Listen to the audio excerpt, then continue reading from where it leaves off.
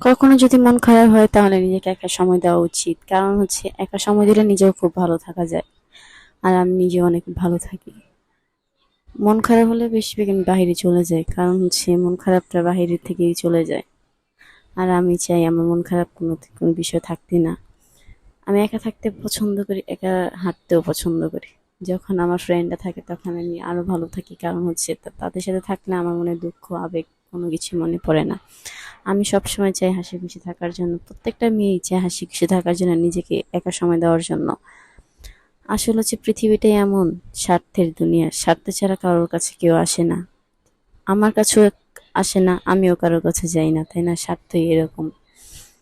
যেমন স্বার্থ প্রয়োজন হলে আমার সাথে কেউ কথা বলার প্রয়োজন হচ্ছে, আমার যদি স্বার্থ প্রয়োজন আমিও কারোর সাথে কথা বলার প্রয়োজন হচ্ছে। এরকমই, তাই না দুনিয়াটা? যদি এবার কারো কথা মনে পড়ে তখন আমি ভুলে থাকার চেষ্টা করি, কারণ কি সবাইকে সব সময় মনে রাখা উচিত না। যে মানুষটাকে বা যে ব্যক্তিকে মনে করলে কষ্ট পাবো, তাতে আমি মনে করি কষ্ট পাওয়ার প্রয়োজন নেই, তাকে ভুলে যাওয়াটাই উত্তম। একা একা নিজেকে টাইম দিবেন, তাহলে দুনিয়ার সবকিছু চলে যাবে।